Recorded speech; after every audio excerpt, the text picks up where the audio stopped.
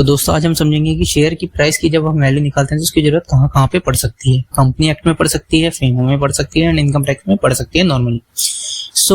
जब company act की बात करें तो यहाँ पे ज्यादातर रजिस्टर्ड वैल्यूअर से रिपोर्ट मांग ली जाती है। फेमा में बात करें तो यहाँ पे रजिस्टर्ड वैल्यूअर और सीए की रिपोर्ट की जरूरत पड़ जाती है।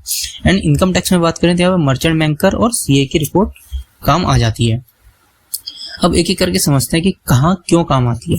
अब कंपनी एक्ट में जैसे मैंने कहा कि रजिस्टर्ड वैल्यूअर की रिपोर्ट काम आती है, तो यहाँ पे रजिस्टर्ड वैल्यूअर जो प्राइस डिसाइड करता है ये वो प्राइस निकालता है जिस पे कंपनी उस शेयर को बेचेगी या आगे अलॉट करेगी। तो ये बेसिक डीलिंग प्राइस होता है हमारा।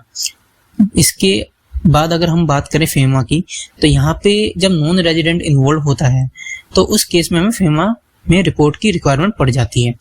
तो फेमा की प्राइस जो होती है हमारी नॉर्मली जो हमारे कंपनी एक्ट में प्राइस निकली है उससे कम की होनी चाहिए। अगर उससे ज्यादा की हमारी प्राइस निकली है तो उस केस में फेमा वाले हमें बोल सकते हैं कि आपका अगर प्राइस ज्यादा था और आपने कम में डील किया तो इंडिया में पैसा कम आया है।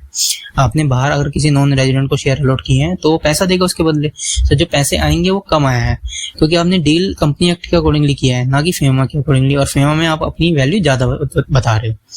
ठीक है, तो इसलिए नॉर्मली इसमें वैल्यू हमें कम ही रखनी चाहिए।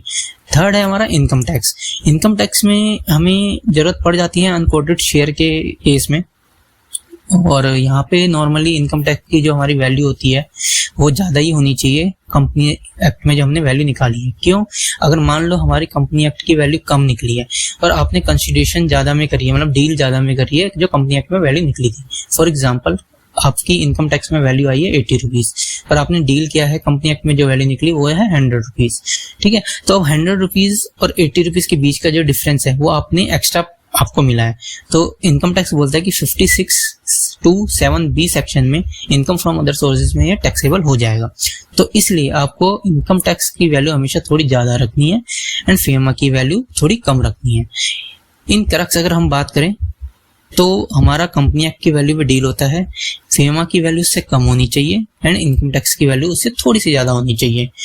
तो आप कंप्लायंस में पूरी तरीके से कंप्लाई कर रहे होंगे फिर। ओके, आई थिंक आपको समझ में आ चुका होगा, और अगर कोई डाउट है तो आप कमेंट पे हमें बता सकते हैं।